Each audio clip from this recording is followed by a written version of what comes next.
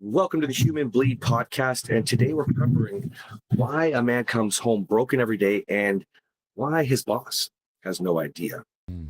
The Human Bleed is a project that James and I are working on because we've identified and helped corporations, small companies, medium companies, large companies try to figure out what the real problem is. And we've cleverly come up with 7 human bleeds that are causing all the problems. And they kind of go back and forth between home life, Yeah. home, work life, and real life. Right. Would you say, James? I would. I say there's no place that there's not blood on the floor. Yeah, hemorrhaging. We're hemorrhaging out there right now. Hemorrhaging. That's Yes, yes. everywhere we go. And our whole idea is to really, we're in the business of helping people because we found freedom. We found the tools and the things necessary in our own lives came together and we're like, how can we really put this together in a way that can help a lot of people? We've been doing that. Cass has been doing that in the relationship end for years, and I have in the identity and authenticity for years. And now we're coming together and looking at companies, corporations, organizations, infrastructure there, because you can't cut it away. You can't say, okay, we got home life and work life. As much as we talk about that, Cass, we do have to set boundaries and things of that nature, but it always blends. There's always Correct. a part of us. And so because of that, then so do our problems, so do the inconsistencies, so does our issues and our pain and our suffering. It affects everything. There's no way around it because we're human beings. We're not robots. 100%. So today we're talking about why a man comes home broken and, why his boss has no idea what to do. And I want to flip it though. I want to talk about the why his boss has no idea first. And I think that's got to be fairly obvious. If you don't know, it'll click pretty fast. But in reality, we don't support employees. And by we, I mean, in general, businesses don't support employees, their staff, treat them like family. We have a saying at our company, Morrow, where everybody's family, including the clients, right? And we hate the word community. We think it's cheap and stupid. And, and we definitely don't want them to be felt like staff or clients. And the problem when we don't have a culture like that is employers or higher up supervisors, they don't even know what to deal with. They're looking at KPIs, they're looking at performance data, they're trying to understand where sales should be, the bottom line, and they don't understand what's actually affecting a man or a woman at work who's going through, let's say, bleed one, marriage instability or relationship instability, a divorce, right? That's right. And it's not an indictment. And I say this a lot. I'm like, Jane, we get it. But it's not an indictment to say the companies don't handle this. They don't know what to do. It's because, I mean, look at the boss, look at the managers, look at the people who are responsible for answering to the board, answering to the profits, answering to the payroll. I mean, it builds a lot of stress. So you take that stress at work, you put it on the stress at home, you put it the stress in the economy, you put stress everywhere else. And so it's not saying, oh, you're a terrible person, you're a terrible leader, you're a terrible, you're just not leading because you're reacting in every place of life, even where you find a lot of structure. This was my life. Even when you find a lot of structure, a lot of systems in place, and you keep things really simple and non-chaotic, they can be on fire. They can literally be dead, or they can be in such sense of chaos that you're the only person that doesn't see it, that everybody feels it. And that goes without saying. When you're in a job, no matter what it is, you have a secondary pressure on you that compounds with the stuff that you have to deal with in real life, because life doesn't stop. And we're not saying that companies need to just put everything on hold and have kumbaya sessions with Play-Doh, and sit around. No, we got shit to do. We have to actually perform. But we can do so in a holistic way by building the infrastructure, changing the architecture of how it works, and not lose any of the foundation or the solidarity of where the organization is going, its profitability, or what it stands for. As a matter of fact, we found that when you put this stuff in place, when we really go in and begin to do these surgical adjustments, it not only changes everything for the better, but it creates more income and more profitability that you never knew wasn't there because it wasn't on the P&L.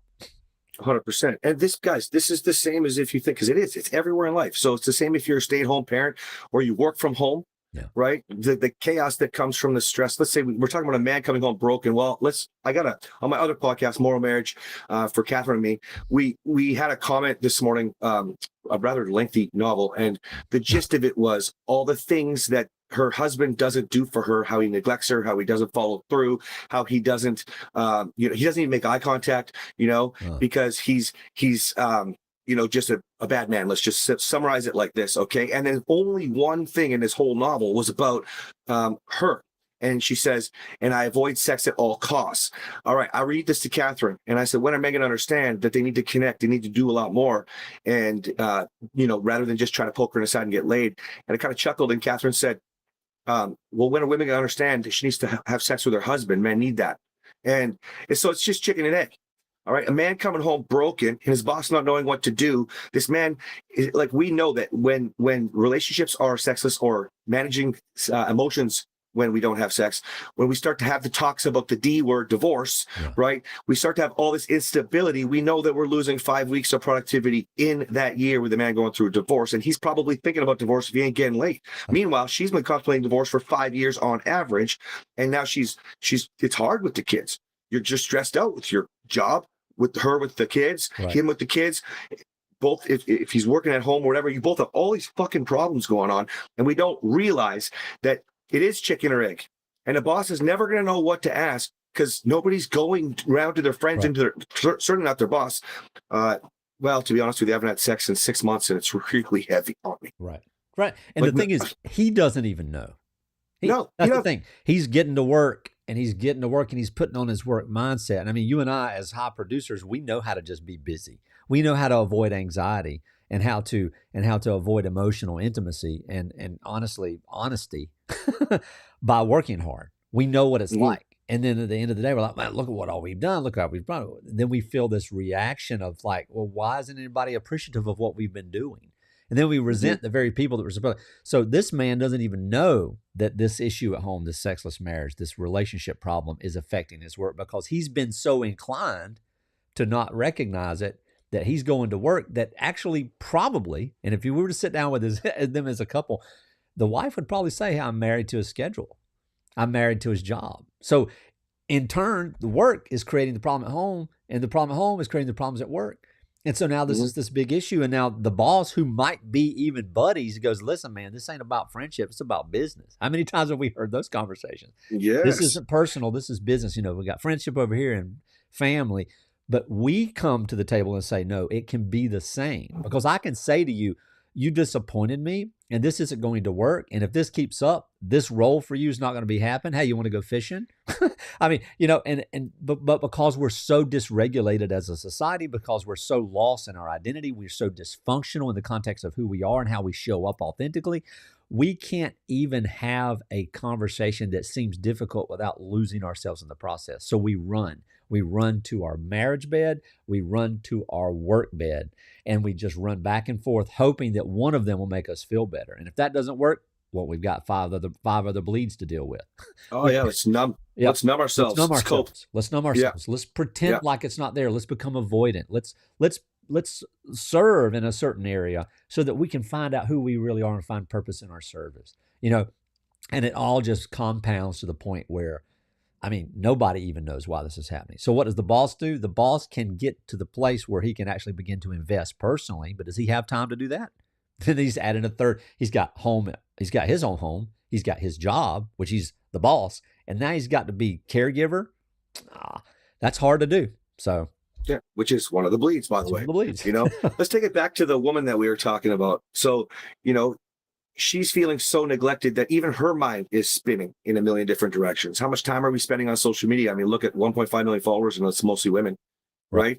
And so you got these women that I mean, I have to work hard to get them to find a podcast, to get them on, so they've got solutions. This man, if he takes the time to learn, which is not most men, because most men just expect to fix it on their own, right? And so he might not even talk to a boss that we're talking to saying you can help him, right? So now this woman, she's going down the rabbit hole. He might go down the rabbit hole, but that's when the rug gets pulled out, right? Yes. Because remember, we started this whole conversation about sexless, and we know that, like we really truly believe if you understand sexless, that means like job sex, check it off the to-do list. Fear sex, she has to have sex. It's not just 6 months or more without sex.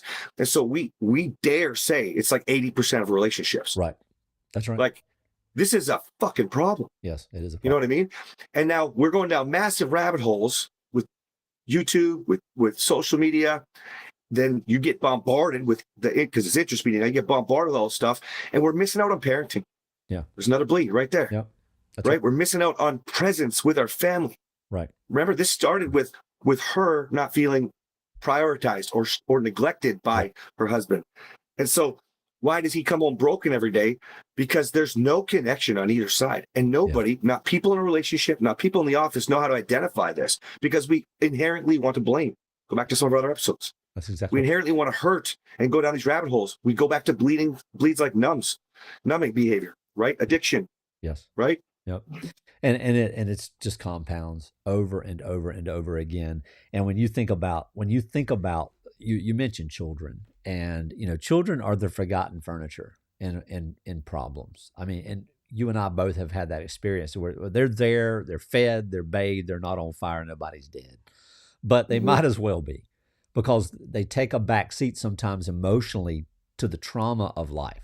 To that, I mean, we just launched our 12th week on our 16 weeks to connection, and I talked about provision on our app, and I talked about provision and how provision doesn't start with paying the bills. Provision starts with absolute presence, and then it starts with a plan to protect and to provide. And so in that sense, you protect the emotional stability, because if there's not, a lot of guys just get so confused, and guys, gals, a lot of people just get so confused thinking, well, I do what I can. I've got to provide. I don't have time for this. And I've heard that. Well, if I take time out and try to work through this, everything's going to fall apart. Well, that's a martyr syndrome. That's something there that you believe that you hold the keys to everything. But here's what people don't recognize. When you're working and you're producing and you're providing a rich household, that's not safety if you're not there. That's not safety if you're not present. And so provision is first presence, then paycheck. And so, let's look at this for a second, because this could filter back to, we'll use the typical moms at home too. So we got a man who, I don't know how many times I say in a week to a new guy who's coming to the program, who's like, okay, so I got it. You built your future, you built your business, or your career, but you didn't build a home. And he's like, yeah, I guess not. And then we see this all the time with men in the program. Then they forget fucking life and they focus on rebuilding their marriage. You have to do both. You have to be present and producing in both. You have to be providing in both. And let's use moms for a second. The typical stay at home with the kids, or more primary caregiver, as Catherine mentioned on the call, right? Well, at the end of the day, we have all these people these women that are working so hard to keep the family together, feeling all this pain, this lack of safety, the lack of provision from their husbands, right? Who's coming home broken every day, okay? Right. And then what do? We say, I mean, how many DMs a freaking day I get saying, I'm already leaving. It's already over. That's great. You saved yours. I give up. So you mean you didn't provide what you were supposed to provide as the primary caregiver? Right. What was the main goal there? Right. To let them have a broken home?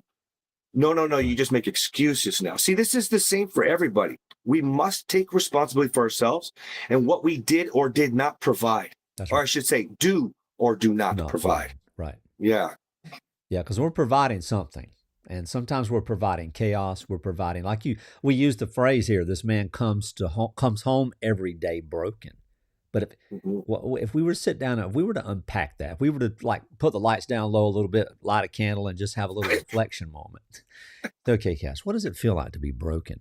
We could fill the airwaves for the next 2 years of just not only our own experiences and what it means to be broken, but in the world. Oh, we feel you there. We feel you there.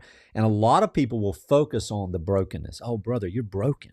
And listen, we need to focus on the brokenness for a minute. Why? Because you can't see what you can't touch what you can't see, and you can't see what you haven't named. And so you name it, not so that you really get in there and try to dissect it, but so you understand it. But what does broken look like for a man? I mean, I just had a new friend that I've met recently, and her husband is an American, but he's not American born. He's first generation in this country.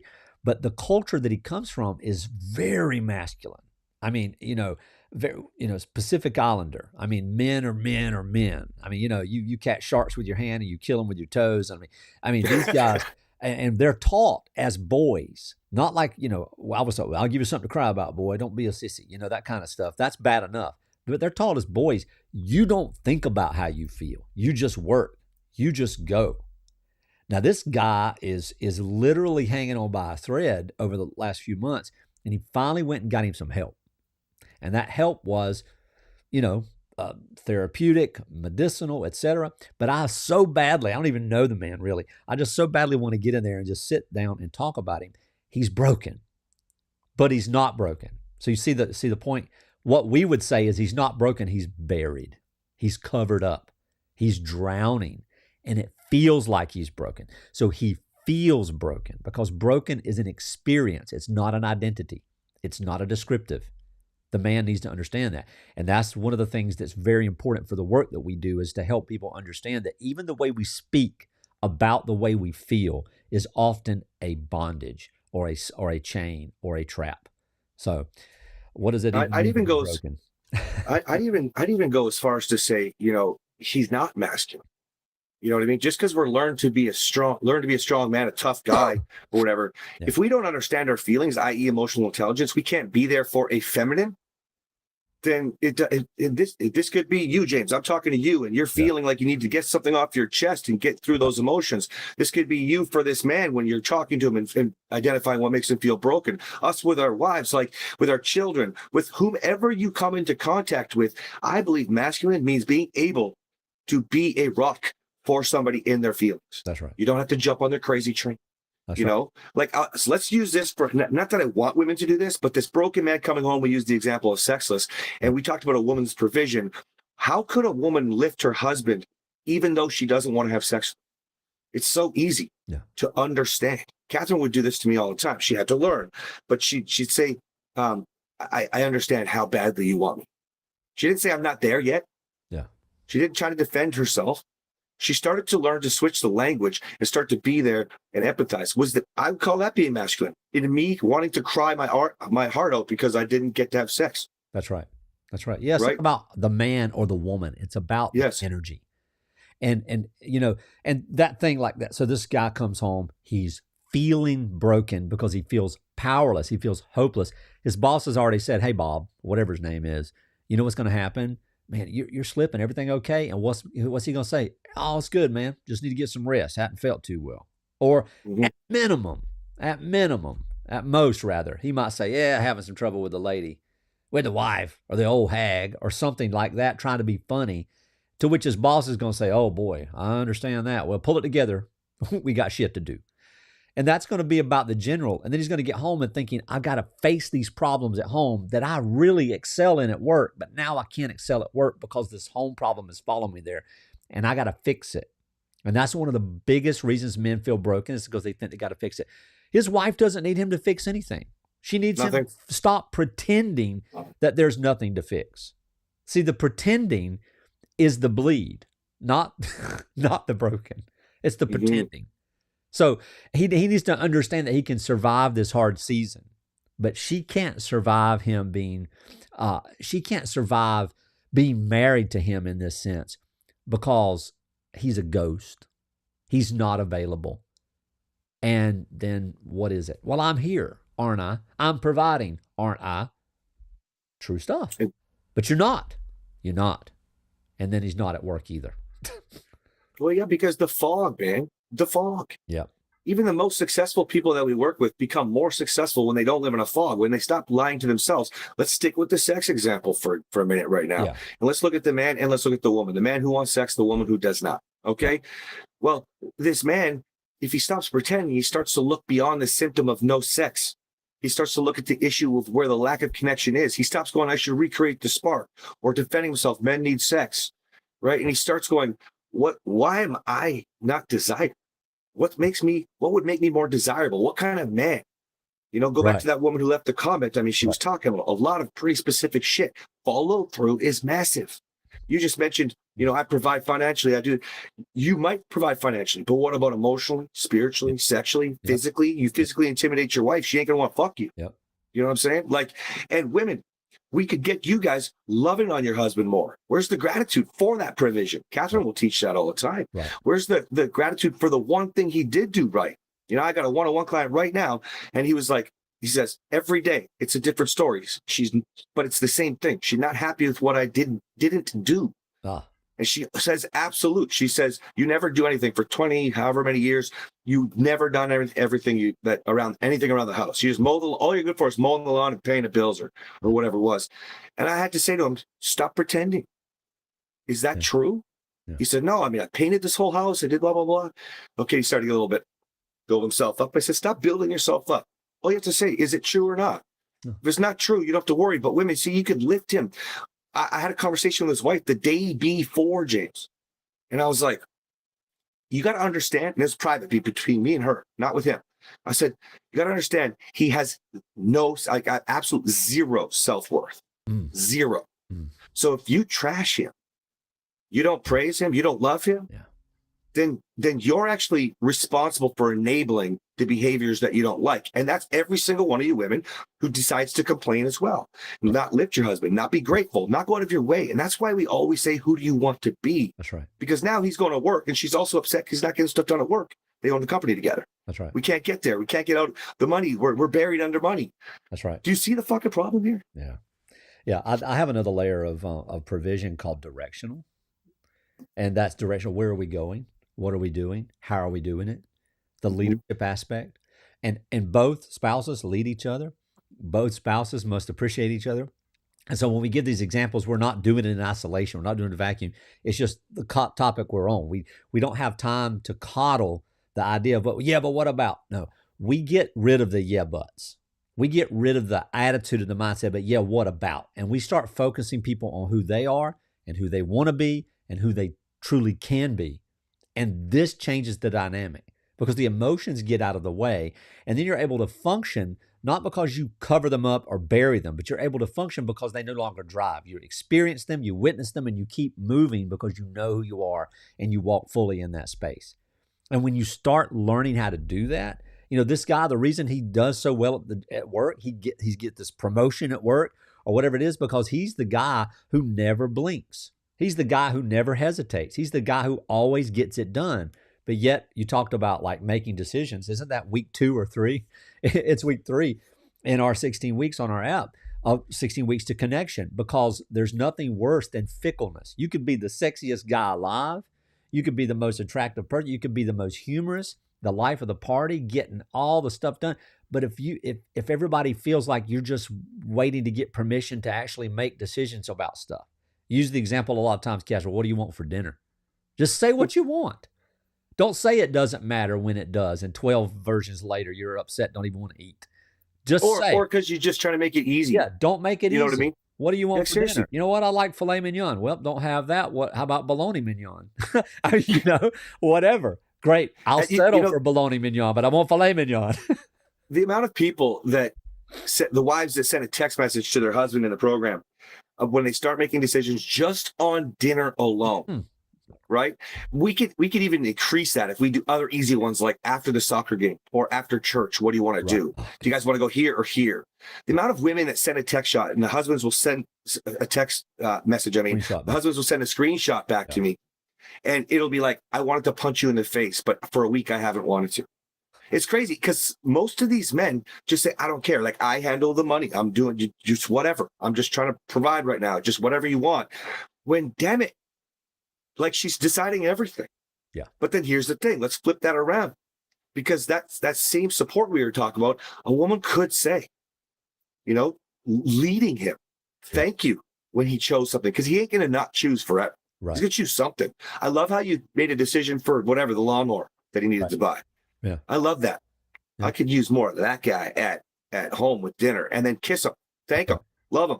You know what I mean? Yeah. I can't wait for your help. Like, we could get more if we want. And the thing is, all the stuff that we're talking about right now, I know you want it. That song, 4 Stages of Marriage, that I wrote is blowing up, man. All those songs released on Spotify, the 29th in your time zone, all platforms, actually.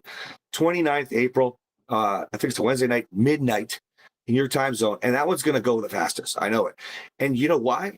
Because everybody wants to move into the third stage, which is impact, where I specifically say how this works. The marriage isn't over. If one of you, and that's you if you're listening, wants to own this for you, wants to grow for you, right, and then a marriage can come back, then performance at work can come back. Yeah. the performance everywhere, and I mean positive performance, not faking performance. Positive performance could come back in every area of your life. Yep. And I know you want it, because otherwise that song wouldn't be moving so fast. Correct. You know what I mean? That's fun. Like, what, we're going to sit in the selfish phase and sit there and complain? No, absolutely not. Yeah. You know? Yeah, and that's one of the biggest things too. Is, and we've talked about this. I think last week or the week before, and we talk about it a lot. Is that we try to blame, we make excuses. Well, you don't know what kind of situation. I mean, you don't. We do. We've seen it ourselves. We've been in similar things, and with the thousands and thousands of people that we talked to over the last few years and helped, it's the same story. It's just different characters, different costumes, and different sets. It's the same story.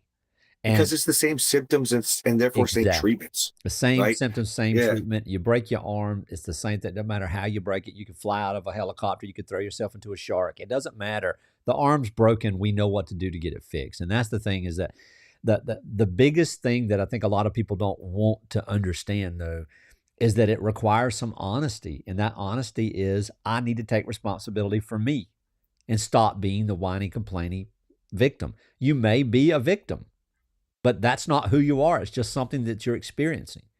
And I know that it seems so frustrating when people hear that. Well, you're not. Listen, I can validate you just long enough for you to get a picture, and then we're going to move on. Do you want to stay in the pain, or do you want to move on? You know, 100%. Use don't the example blame of your spouse when work starts to fail because you haven't done the work inside of yourself. Yeah, because you're in a fog. That's Or right. don't blame your spouse because you don't have the connection that you want.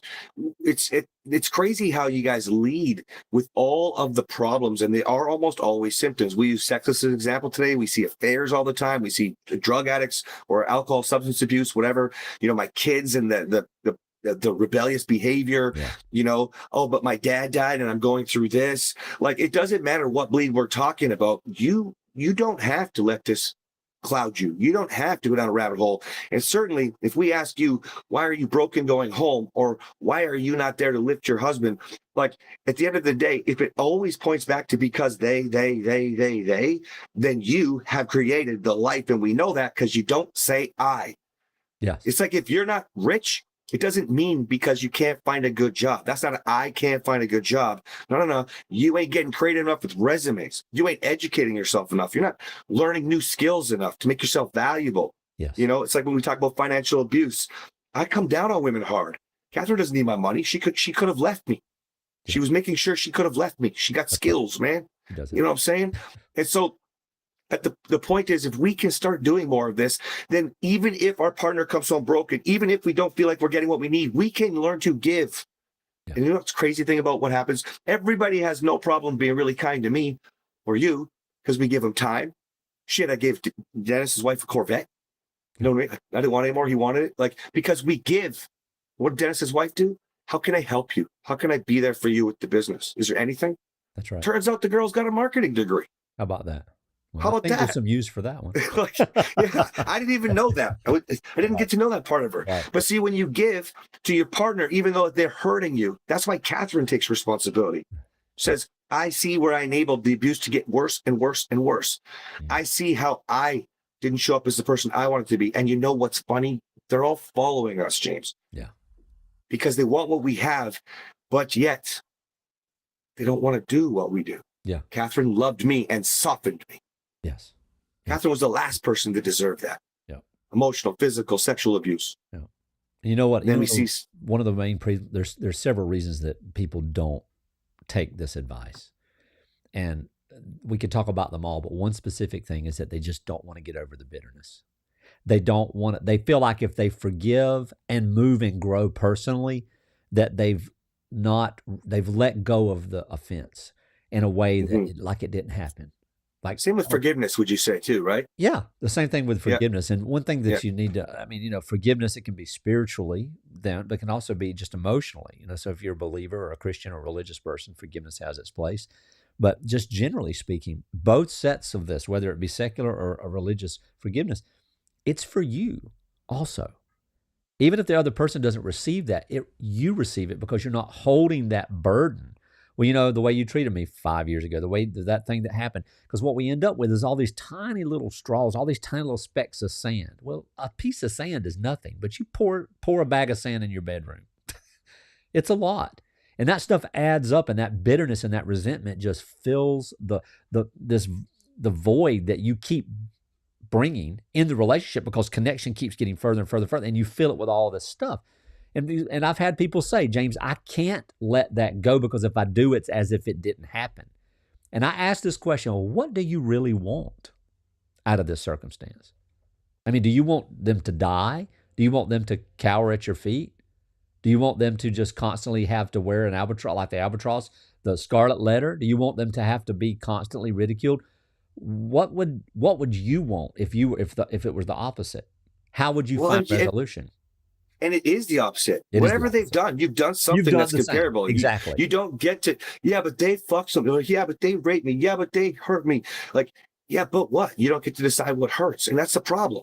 If we don't know what hurts, because we don't want to remove that burden that James was talking about, then we literally just keep piling more and more. Pretty soon you're walking around with 42 bags of fucking 50-pound bags of sand. Right. And then you try to take that to every situation of your life. That's why you're short with your kids. Ah, fuck, I got to apologize to my kids again because I got a little sharp with them. Right. That's why we got to apologize to our boss. Ah, shit, I'm sorry I missed that deadline. Right. That's why we go to the grocery store. We got to apologize to our spouse. I forgot the milk that you wanted. That's right. You know what I mean? Yeah. Like, and then we in this unforgiveness, because you don't want to have the joy that you actually want. You'd rather be upset with your partner or your employee or whatever. Right. In the unforgiveness, you actually start to move in a different way where it's just easier and easier and easier to build yourself up because you're feeling like you're not good enough. So we got to blame them. Right. Whoever it is. Yep. It's not me. That's it. It's not me. That's it. But yet we can look at corporations. Remember Chipotle when they had that E. coli back what year is that? 2008, I think. Yes, I remember. Yeah. Yeah. Right. And their stock crashed, man. I mean, crashed. They're a solid company. I can't remember the CEO's name, but he comes out and he gets interviewed. And what does he do? He says, it's my fault. We got to look at processes. We got to look at the way we inspect. The stock went through the roof in 24 hours or 48 hours. I can't remember. Right. Because he didn't blame the chicken company. They didn't blame the staff who was responsible for quality control and testing. He didn't blame anybody. He took responsibility. Stock went through the roof. It's the same in your own investments in your home. Yes. Yeah. That's it. Taking responsibility. And it's not about brand management or image. That's one of the things that I think too, people have this mindset. Well, this is what relationships should look like. This is what it should look like at work, etc.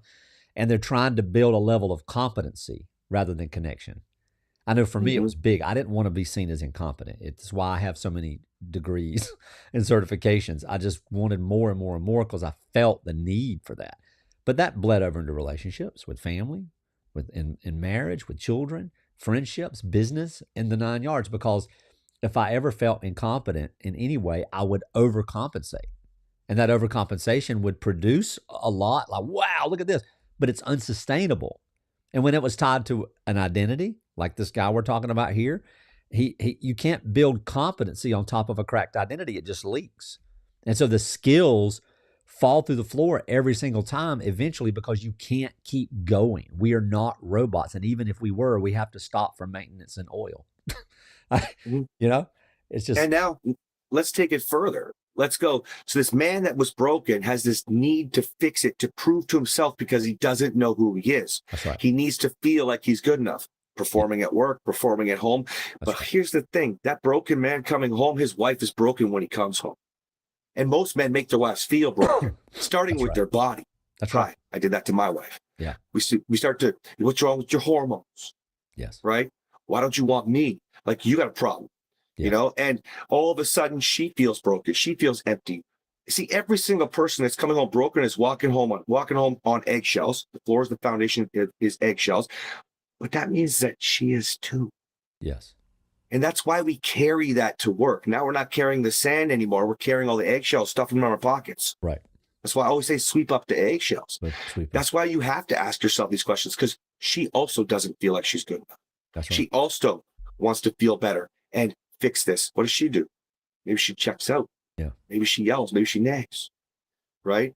That's right. And you know what? It's all the same shit. And she's not tracking. And a lot of guys will think, well, you know, she's tracking the paycheck and she's tracking the title and the promotion. She's not. She's tracking whether ATM with no praise. She's tracking whether the man that left that morning is the same man that comes home. She's been tracking it longer than his company has, but the company's starting to see it now. So the CEOs that we work with, Cass, I mean, every CEO needs the exact thing the employee needs. And so when we talk about these bleeds and we talk about and diagnosing these things, a lot of times one of the problems we see, oh yeah, I've got I mean, you see it in anything you ever do. Oh yeah, anybody got a list? Can you write down the top 5 people that need to know this stuff? If you're not the number 1 on the list, you've already failed. Because everybody does. You got to name Everybody it in does. yourself, but that's not an indictment. It's not a moral issue. It's just a human issue. We're able to see in other people what we need, but can't see it for ourselves sometimes. Well, let's talk about that for a second. I think it's really important to understand where this comes from. Like, this is my opinion, but as women decided to fight back for their own freedom, right? Equality. And okay. they need to. They needed to, Yeah. hands down. And men, they didn't do so well with that. And so men started to fight back. So we call that society's marriage on our app, Morrow, but like at the end of the day, society's fighting back and forth as a big, huge corporate marriage. Okay. Right. And teaching everybody in our generation and younger, all of these new skills to hate, to blame, to victimize. Yeah. Right. Well, they wanted equality first, would be a normal thing a man would say. Yeah. Well, you want to be equal, but it doesn't work that way. Yeah. It doesn't work that way. We're not built the same, and we don't work the same, and we don't think the same. We don't feel the same. Men and women are different, right? And so as this continues to go on, nobody ever thought that this would be affecting the bottom line. Because what do we know? Well, back in the day when we had to go hunting to survive, we better learn how to shoot a gun. Okay, we better do more target practice. This ain't target practice anymore. You're looking at KPIs in your business and you're wondering why you're losing. It's because you're pouring into your employees, your staff wrong. That's right. And you don't know because you're not a culture. You're not actually a family. Right. And at home, you're not a family. We know sure shit because you're following my content. Yeah. Right. So if that's the case, then we don't have any sense of love and true validation. We only have one option. Fight for ourselves. Right. That's right. And we lose. Yeah. Yeah. Yeah. When we look at the corporate world, we look at the organizations that we work with, there's something that, and some of you may be watching this going, my marriage is on fire. And, I'm also struggling over here at work. I'm a supervisor, I'm a manager, I'm an owner or whatever. And really the top down, the reason the things are the way they are in your marriage is because when one person doesn't take responsibility, they become the problem. And I like how Catherine says it, whoever has the capacity to lead is in charge. And they're in charge of leading to where they want to go, not because they have the role of the title. We often mistake that. See, if a leader is bleeding and doesn't recognize it in themselves, then the whole company's bleeding. If the leader's bleeding in the whole home is bleeding. And so a lot of times people think, well, I'm a bad leader, I'm a bad manager, I'm a bad man, no, you're not. You're not a bad person. You're a good person running a script that was handed to you when you were 22 years old, and you never put it down. You still think you're on the set. You're running that same thing. Provide, perform, stop complaining, don't crack, keep it all together. Everybody's looking at you. Everybody's dependent on you. And then to sit down and actually, do you know one of the things that I assess that I've started to do with my clients is to say, how often do you rest? Not sleep out of exhaustion, but rest. How often do you just kick back and rest? Do you ever you ever go lay in the grass? I go lay in the grass sometimes. I haven't recently, but I'm going to start doing that again. Just lay in the grass. And they go, well, I ain't got time for that. Why? Because a person that can't rest is a person who's not regulated. Because there's so much to do. They got to get it done. And they know that if they stop, their mind is going to start ruminating. Yeah. They're going to start going. And they're going to feel like a failure, or they're going to feel like a fool. And so, like this guy we're talking about as our example today, the script is what his boss rewards and what his wife is losing him to at the same time for the same reason. So you can't. Which is why he doesn't understand why he's not providing at home. Yes. Right? That's and right. The flip of that is you were handed the script too, ladies. Yeah. And you're following it. I mean, we talk about this all the time, Catherine, where you make an arrangement typically, right? I'll stay with the kids. You go to work, right? You actually enabled the very thing that got you to the stage right here. Yes. There was no talk about doing this together. There was no, I really need your help. If you were like my wife, you were like, as quickly as you could. We had sex, I think, 4 weeks before we were supposed to, 3 weeks before we were supposed to, after the C-section. That's kind of a no-no, right? She was afraid. Okay. And she also would say, no, I want to change your diapers. No, I want to do everything. But like, I'll get up in the middle of the night. You're working. Like, we don't realize, even if we do ask, there's other times we don't. When he steps over the sippy cup, hey, baby, can you grab that cup, please? Thanks, baby. You're so sweet. You look so strong when you pick up that cup. Yeah. Fuck, man. That's what he needs. Like, just get real. Yeah. Now, we would train him to not need that, but the bottom line is your husband does. Yeah. And that's why he likes the reward at work from his boss. Yep. Until it's not coming in anymore. And now he's really feeling like shit. I'm a failure everywhere. Yeah. And then most of the time it's because they don't know who they are. They don't they think they're men. I'm just talking about men right now. They think they're men who are leading, who are providing, who are really present, but they're not. They're little boys playing roles that, like cops and robbers on a costume, living in a fake world, thinking that everything's fine. And they go, oh my God, my wife just said that she wants a divorce out of nowhere. It ain't out of nowhere. It's been coming for years and you just haven't been able to see it.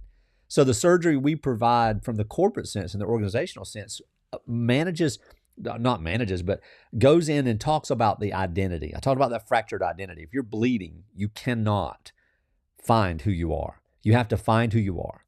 And this surgery, knowing who you are, gives you a new script. And that script can be operating in anything. You could stand in an ant bed and go visit an ant colony down there. If you could shrink, you'd still be the same person. You'd just be tiny, but you'd be the same person.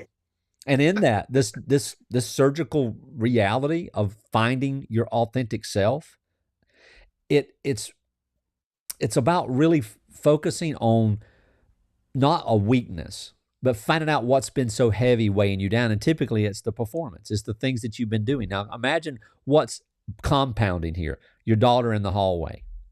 And she doesn't have a clipboard out. She doesn't have a video camera, but she's taking notes. She's recording these conversations. She's seeing, and she's deciding whether to marry someone like her dad or to run from someone like her dad.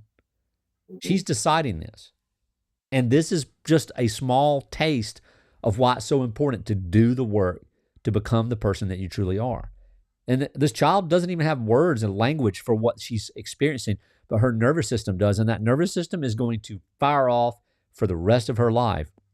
The best thing that parents can do, the best thing that a husband and a wife can do, the best thing that a CEO or a manager or an owner can do is to do the work and let the energy of that transformation begin to change the people around you rather than add the fuel to the fire of destruction. That's just my 2 cents. He said change the people around you. That's what he said. And that means influence them. That means lead by example. Lead by example. You don't drag somebody through, your growth. And by the way, you'll grow at different rates. Right. Be patient with other relationships you have, and be, especially your spouse, especially the people in your company. Be impatient with yourself, but patient with them. There you go. Right. It's crazy the invisible contracts we create when we start to grow. Yeah. I mean, how many guys do we see?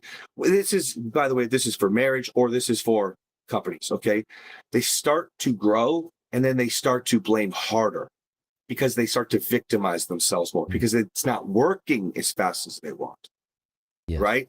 Yeah. This is why people say, I try everything. I tried so hard. Right. It's crazy to me because it's always the same pattern. Unless that person started peeling off some of those layers we were talking about last week. Yes, right? That's right. Unless that person started to identify a little bit differently, unless that person got to a mindset of what could I do differently, inherently, a man or a woman will go back based off what they've been taught, mental notes from their parents. We all had shitty role models, even if you had great parents. They can't meet your needs fast enough. That's right. We go back to that. We go back to trying to do opposite behavior of the stuff we know that's bad. Yeah. Opposite is also crazy. Opposite of crazy is still crazy, you guys. That's right. It doesn't work that way. That's right. Because nobody's doing the work on the person they were supposed to be. That's right. And you know what happens when you do that? It's like that 4 stages of love song everybody loves so much, James. I say, and sometimes love looks like the person who outgrew you still stays. It's crazy the amount of people that want to leave, or the amount of people that want to leave their job because of the shit they're going through, costing companies so much money to retrain and retrain and retrain. Divorce costs more money than any program I could ever sell for a relationship. Right. Right. And yet people will just go down the path because I've tried it all. Yep. Instead of saying, what could I do different? What have I missed? What have I missed? Yeah, not what can I do to change them, not what can I do to be better, what can I do differently that would truly Yes. create a transformative foundation. Remember, we're talking about surgeries that change the architecture, not put a band-aid or transition or any type of it's not a warm over, it's not a makeover. This is a recreation. This is a creation issue. And so the surgery, you talked about the fact that uh, you mentioned the idea of the pattern.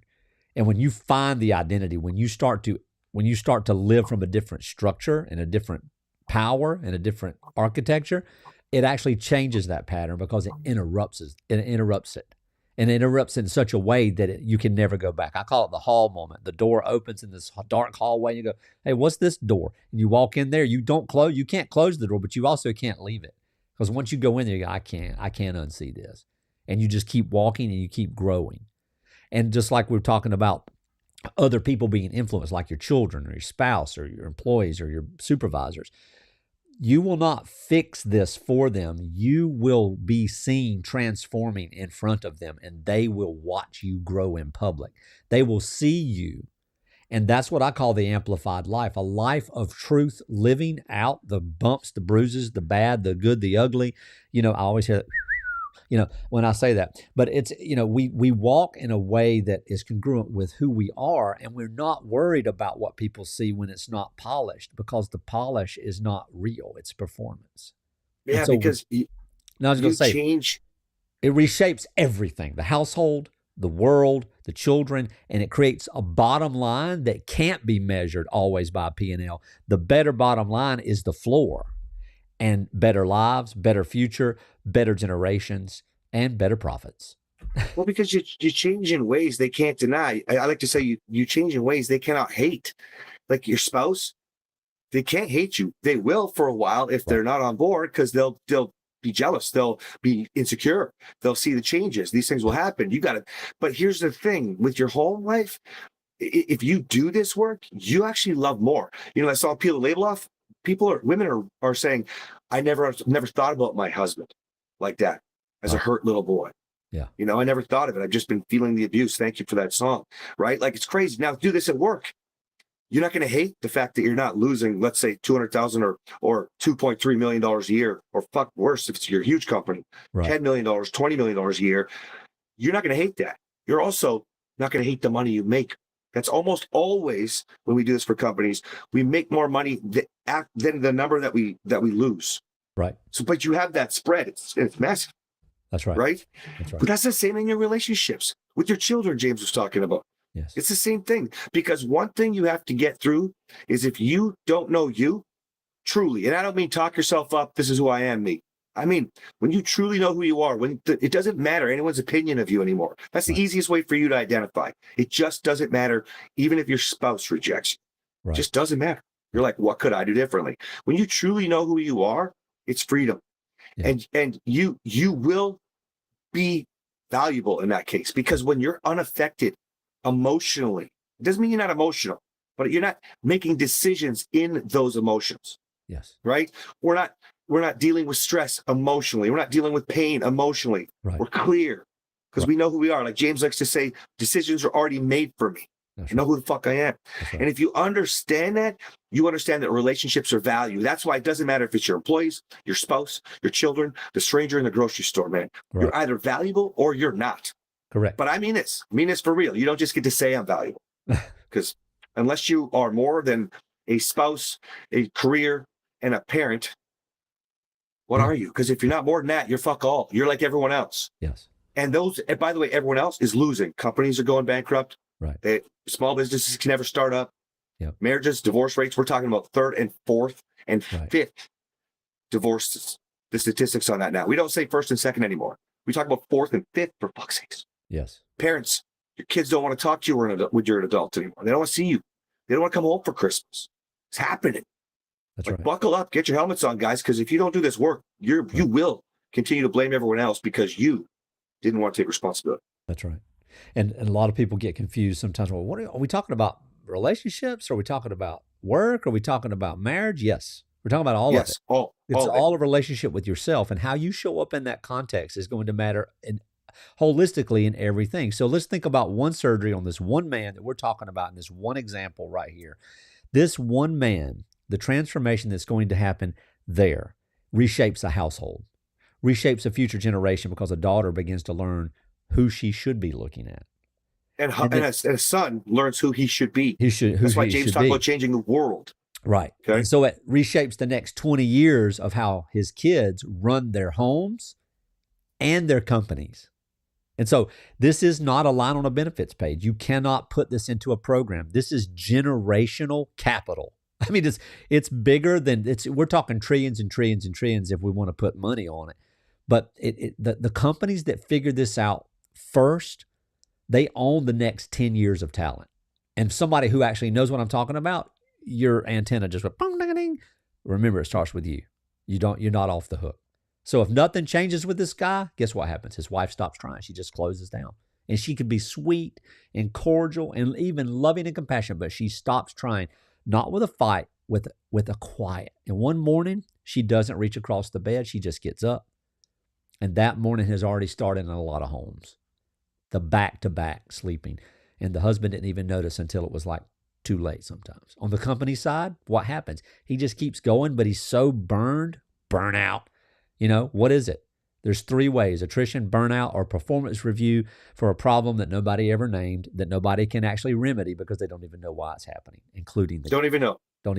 Yeah. He's just burnt out and he's stressed. No, that's right. That's like a woman with menopause. Same fucking thing. Yep, that's right. Right? She just all thinks, of them. the stress. And Yeah, all it's of everything. these things cost more than the surgery do. Mm-hmm. Yeah, it's crazy. All right, guys, this has been another episode of The Human Bleed. If you are looking for more, James, your website? Yep. What is it? Autonomycommission.com. Yeah, well, we just put up a page for corporate on morrowmarriage.com, but otherwise relationship based. Therefore,